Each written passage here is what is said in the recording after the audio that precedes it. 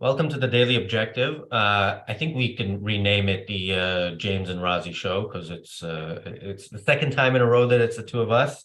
And like there have been more times recently, but I'm glad, and I'm also glad we are talking more about something that is broadly speaking within your area of expertise, although it is UK politics, but there are legal aspects to it. Um, so Boris Johnson, who was British Prime Minister until just over 9 months ago, has resigned from Parliament. Now, for people who aren't familiar with the system here, the Prime Minister has to be a member of Parliament, and you know when he is so he gets elected as member of Parliament, and then the party with the majority chooses their leader as prime minister. So when a prime minister resigns, he is still a member of Parliament unless he resigns from Parliament as well. Now he has resigned from Parliament as well. This is because of an investigation or a parliamentary committee that investigated parties that he had with other people in government, with the Conservative Party people during lockdowns. So we're going to talk about that. I mean, I'm going to just state at the beginning, Boris said he called this a kangaroo court when he resigned. He resigned, but he's very combative, and I think he's right. It was a kangaroo court, and we'll talk later about why. But I also think he deserves to be gone. He deserves much more than to be gone from Parliament, and we'll discuss that on today's show. So yeah, and if you have any questions or comments on this, please send us your super chats. By the way, thank you, Jonathan, for the super chat. Well, James. one of the most colorful figures in contemporary politics surely has been Boris Johnson. I mean, he's a man with an, I mean, in one sense, he looks like a traditional British politician, educated at Eton and Oxford and so forth. But on the other hand, his personality has made him one of the most colorful. And there's an analogy, I think, with American politics that's been drawn many times that it has some merit. It's not perfect, but there's some merit between Boris Johnson and Donald Trump, of course, because they're both populist conservative leaders who have a very loyal fan base, but because of their unique personalities, let's put it that way, have generated a great deal of controversy. I mean, let's face it, a few years ago, he was a huge hero on the right for leading the Tories to a giant landslide victory because of Brexit. And he sort of forced Brexit to actually keep its word on Brexit. And so became a very, very internationally famous, if not infamous, depending on your politics, figure. But he was the guy that gave Britain and led Britain in 2020 through those draconian lockdowns. Very much like in my own home state here in California in the United States, the government imposed some pretty severe lockdowns at the time. And as we were discussing before the show, for ordinary people like you and me to defy those lockdowns, it was a heroic thing, a noble thing, a good thing. But when you've got the leaders of the government who are actually imposing the lockdowns, again, with the analogy here to California, our governor repeatedly caught violating the lockdowns. The most infamous example, he went to the most expensive restaurant in Napa Valley, California, the French Laundry, and had a wild party as he was forbidding the same thing for everyone in the state of California from doing. And that kind of hypocrisy, in most cases, I don't think hypocrisy is a very strong moral case to make against anyone, much less a politician. But when in fact they're imposing these harsh rules on everybody else and are clearly defying the rules themselves, it's really hard to justify on their part. And seems to be suggesting that one rule applies to the elites and a different rule applies to the rest of us plebs who just have to obey the orders. And I don't think there was any dispute that there were repeated violations by Boris Johnson during the lockdown. Yeah, I mean, so Equal to Reality says, and thank you for the super chat. He says Boris Johnson is Trump dragged through Eton. I So I still don't like the comparison. I think Trump was so proudly, a dictator wannabe that I think that was kind of you know I don't like comparing anybody to Trump. I think it's really bad. Trump. I saw somebody share recently that he shared something about the North Korean dictator and congratulated him for what was it? Oh Um, yeah. He was very friendly to the leaders of China and North Korea. I mean, he yeah, exchanged letters at one point as they were described to dictators. I mean, yeah, Trump really tried to really in a disgusting way cozy up to some of the worst people in the world. yeah. I remember at the time he said, his people respect him, and I'm like, how do you know they're not allowed? They're gonna disappear if they don't respect him. Um, And but he, Uh, yeah, I had a point to make about the election victory. So yes, he did win in a landslide, and that earns you political capital. Why he won, there are different possible reasons. I mean, I don't necessarily think it's because he was super popular. I do think people definitely trusted him to handle Brexit better than the alternative, but also the alternative was Jeremy Corbyn. And when I look back at that election, I'm still frightened by the fact that a third of the country voted for Jeremy Corbyn, and in the previous election it was more than that. I mean, Jeremy Corbyn. We've spoken about him here before. Actually, we had a whole in during that election campaign. We had a whole um, conference in London, a day-long conference. Title, I think it was "A Socialist Britain, What Are We In For?" And I was, and he's not just a socialist; he's a major anti-Semite and a supporter of pretty much any dictator and any terrorist around the world. So when you have that as your alternative, you should typically, have an easier time winning an election. But yes, Boris is definitely not unpopular, certainly with conservatives, or at least wasn't. And that also brings us to the point of the Conservative Party really, the leaders of the Conservative Party being happy to kind of throw him under the bus now. We'd like to think this is them being, thinking, okay, this is an act of justice, but there is an election next year. The Conservatives are probably going to lose. They probably want to mitigate that loss, or somehow by some miracle actually win the election. And so I don't trust these people to actually, act in a way that they think is right. But I think ultimately their motivation is to stay in power. right. Months ago they ousted him as the leader.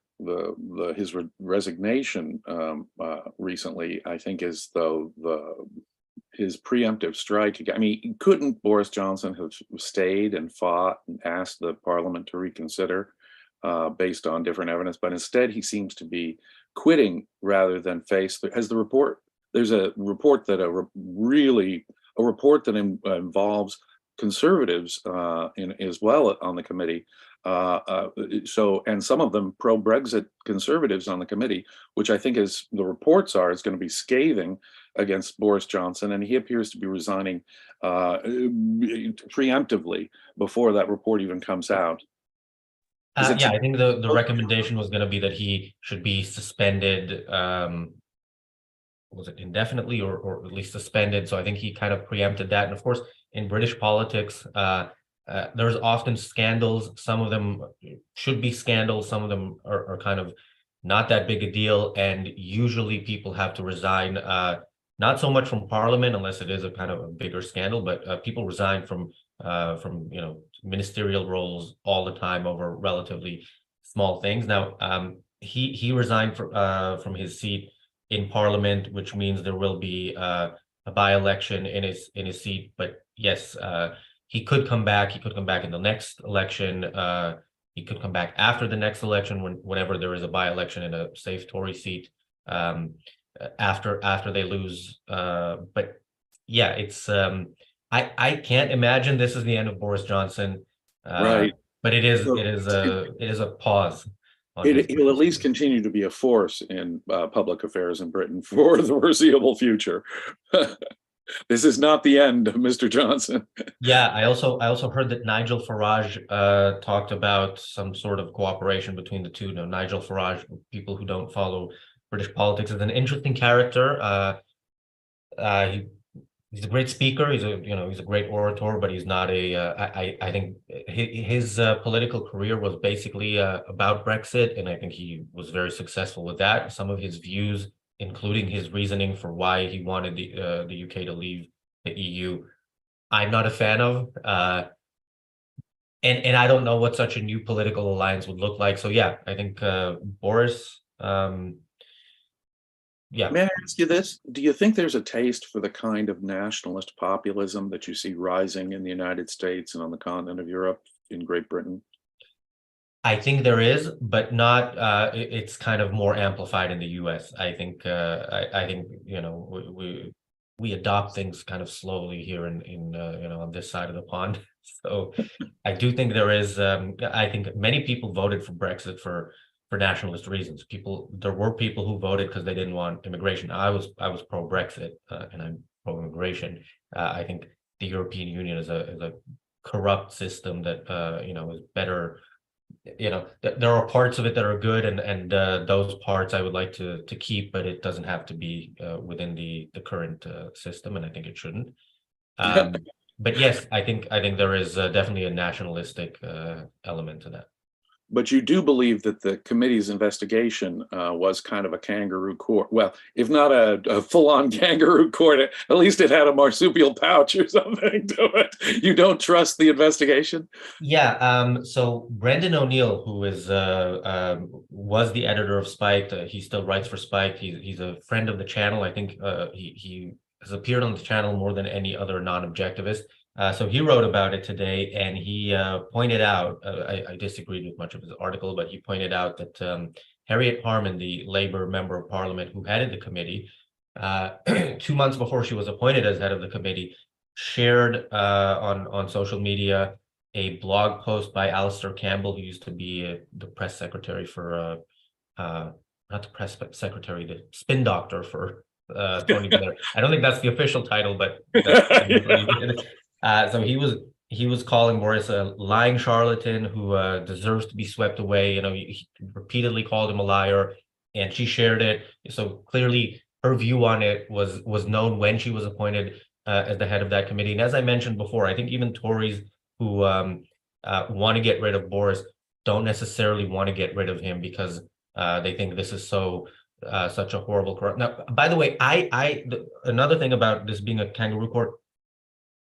Like I said, I want him gone, but this is not the way I would want him gone. Like in an ideal legal and political system, first of all, the government would not have the power to do what they did. There would have been no lockdowns because government just could not do that. And if there was an attempt by people in government to do that, then they would be, tried for the crime that this was. I mean, they turned this country into a prison. They were encouraging citizens to snitch on their neighbors if you had a party. So within that context, again, like the fact that somebody had a party during lockdown, I have no issue with. I have very close knowledge of some people who did that here, and I'm all in favor of that. But the fact that it's the person who made lockdowns happen, that makes it different, and that makes me really despise him even more. And want him. But in one sense, it's still a deflection from the much bigger crime, which is the lockdowns themselves. The lockdowns were the monstrous fascist development in what should be the liberal democratic West. In Great Britain and in most of the United States, there were these horrific lockdowns in what should be the bastion of liberalism. And that goes without question. It's the hypocrisy. And by focusing so much on the hypocrisy, we lose sight, in effect, of the evil that were the lockdowns. The engineer of these evil lockdowns in my country was the head of the Centers for Disease Control, a fellow by the name of Dr. Fauci, he at the time proudly said, I recommended to the president and to the governors that they do all these lockdowns. And now the most recent thing, well, I never told anyone to lock anything down. And they've caught him in the dead flat lie, because everyone knows the lockdowns were a bust, at least in this country. Is they're the same and a total failure, counterproductive failure, caused more deaths than they prevented, destroyed the economy, were in principle an awful disruption of human liberties and the individual rights anyway. Is there a similar perception, at least by a constituency, a large constituency in Britain, that feel the same way? The lockdowns were themselves horrific and a crime. So we have a super chat from Bonnie. She asks, did Boris have some excuse for lockdown parties? I'm not sure if he had. I mean, he did apologize for the parties, right? So I don't think he had an excuse. He just did it and apologized, and I guess that's you know, And that's after the really fact, enough. we have acknowledgments that those parties did occur. There's no question that Yeah. they occurred. But there were multiple violations, and they were wild. And again, the focus on what was going on at the parties seems to me a distraction. Who was at the parties and when did the parties happen?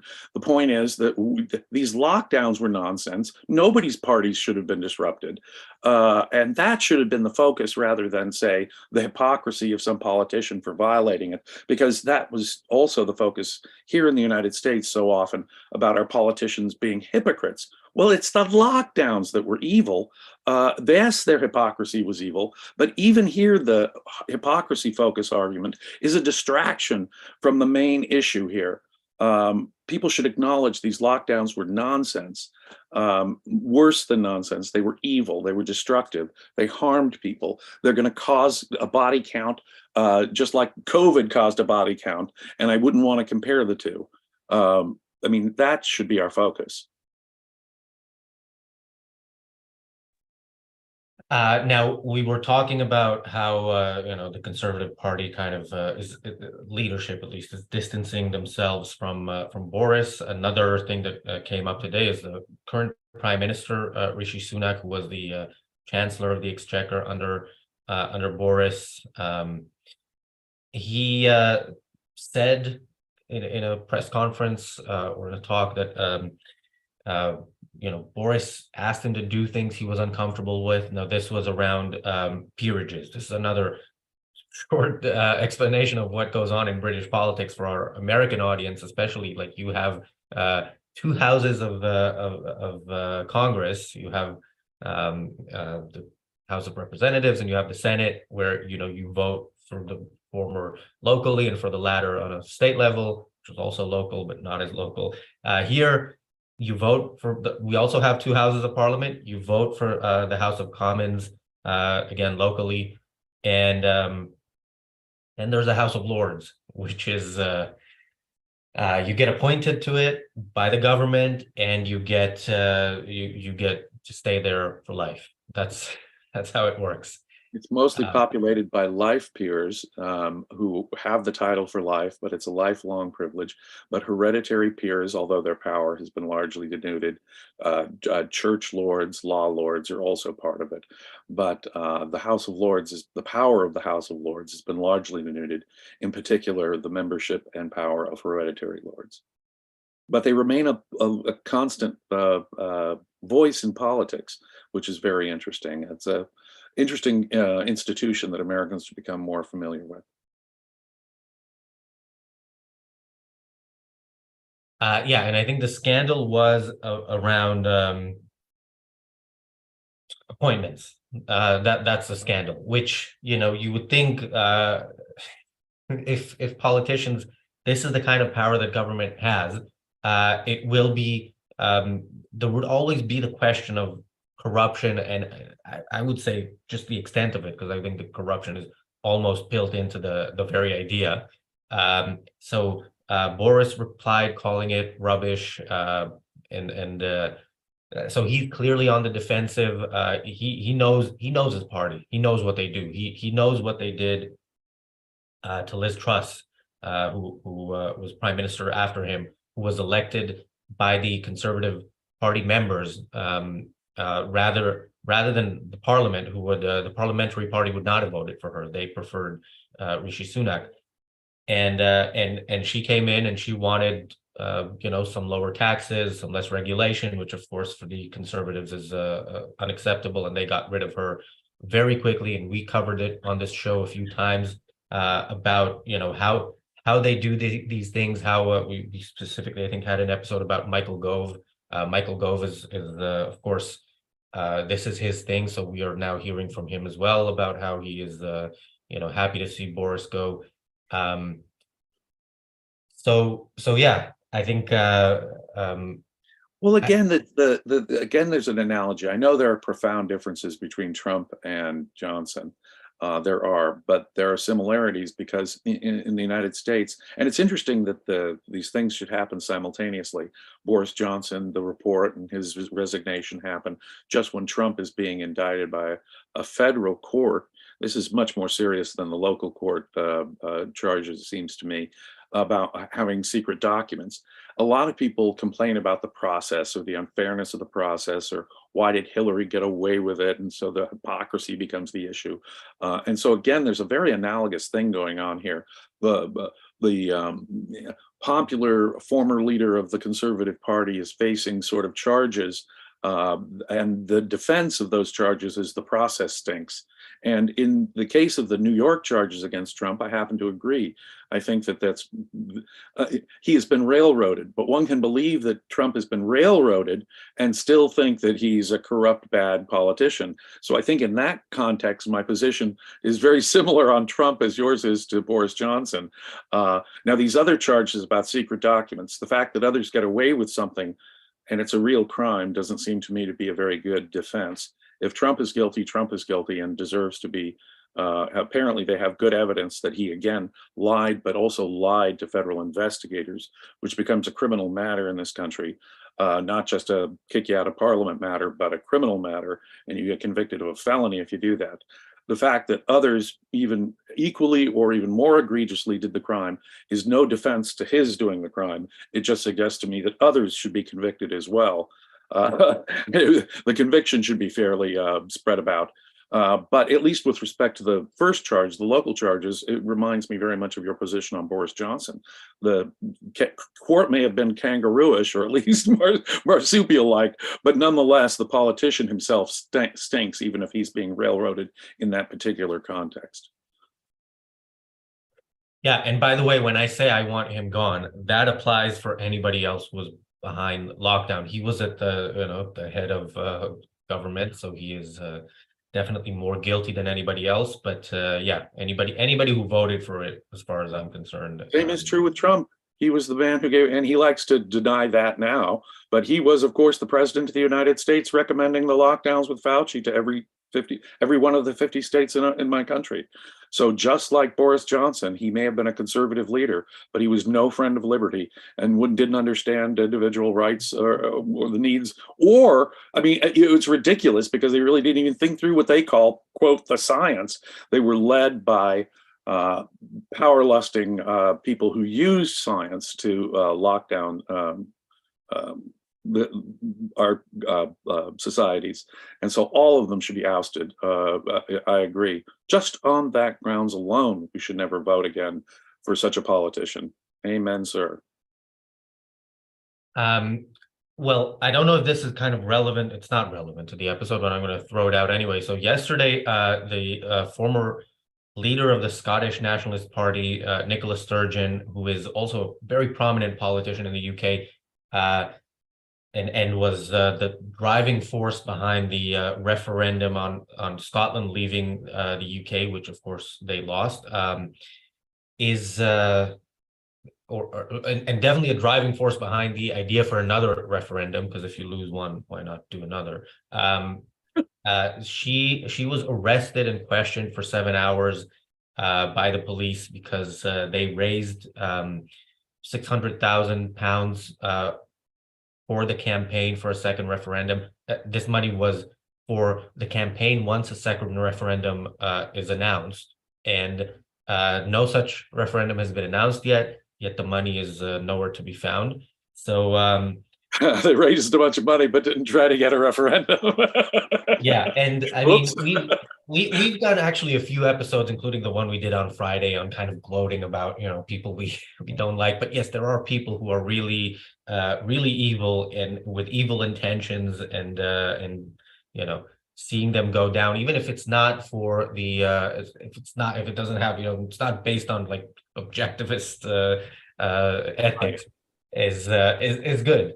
It's fun. It's the least we can get at this point. So Can't help a little snigger when an enemy of ours trips, whether it's over a fair branch or not. yeah, Yes. and by the way, we're not going to do this every day. This is not No. um But Boris Johnson's departure is a kind of a historic event. I don't think he's left public affairs, and I think the English-speaking world is not finished with him. But on the other hand, his leaving Parliament is a newsworthy event around the globe. He was the man who gave us Brexit, so it's newsworthy, my friend. Noteworthy for sure. yes, I agree. And we will be covering, I think, politics um in the coming year or so, probably a bit more, because there is an election in the US. There are going to be primaries. Trump is running. Uh, yeah, and there are going to be elections here, but we'll try not to do it too much, and we'll try to in between have some positive things, or at least positive solutions to bad things that are happening out there, like tomorrow's episode of the Daily Objective, which is another episode in our series Fixing Education. This will be lessons from the reading wars. We'll have Joseph Tebenkin and Kyle Steele talk about phonics. So that should be an interesting show. We also have HBTV is back tonight. Harry will talk about why has the world not ended. I mean, Okay. I don't want to give spoilers, but isn't it because we had lockdown that saved us from No, I'm crediting Ayn Rand Center UK. But it is a perfectly fair question, and it's one I've asked myself, and it's an episode I'm not going to miss today with Harry Binswanger. Why has it not yet ended? And as I say, at least preliminarily, my credit goes to Razi Ginsburg and Ayn Rand Center UK. They've kept this civilization afloat so far. Let's see if they can keep doing it. well, I will take some of that credit, not all of it. By the way, we also know Wednesday's episode as well. It will be James Valliant with Nikos talking about that John Oliver video from, I think it's well over a decade ago, right? Which was titled "Why Is Ayn Rand Still a Thing?" So if you haven't seen that, that is somewhere on YouTube, I believe, like 3 minutes long, right? It's not that long. Okay. But but yeah, we did a breakdown of Tucker Carlson's show last Wednesday. I think that was a good show. It got lots of views and lots of angry comments, which I love to see. I love to see it. So, Keep um, giving us those views and hateful comments. We love to see it coming. yeah, I mean, like I said, I think for every hateful comment, we probably get quite a few people who watch it who don't agree, but don't comment, and maybe some of them, the better among them, will say, "Okay, I don't agree, but these people sound interesting. Maybe I'll watch another show. Maybe at some point I'll subscribe." And then who knows?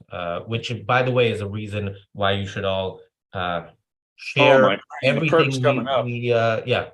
Oh, for what? Everything you see on this channel, please share it if you think it's worthy of being shared. Like it as well. That helps with the algorithm, and it does get more people seeing this content. And hopefully, in the long run, that means we'll have fewer and fewer episodes like today, with a topic like today. I mean, I, I hear you, but I can think of nothing more important than the work you're doing, Razi. I think the conversations with Nikos are great, and I'm glad we got a lot of viewers, but this one should be great. And for potential subscribers, all I can do is urge you to subscribe at as high a level as possible. We've got some real interesting perks coming up for high-level subscribers. We're going to continue the sort of mock trials that we did with Matthew Humphreys, and on some more interesting issues I'm sure you guys will find find interesting, maybe even controversial within the objectivist movement, but also providing the unique answer that we and we alone can provide to so many of the controversies of the day. So thank you Yeah, for and your. the first of those is next weekend, so just under 2 weeks from now. So you still have time, but not a lot of it. So yeah, you can become a member. There is a link in the description, and you can see the different membership levels there. Thanks again, James. Thank you everybody for watching. And we will hopefully see you here in 2.5 hours for HBTV. Big Bye.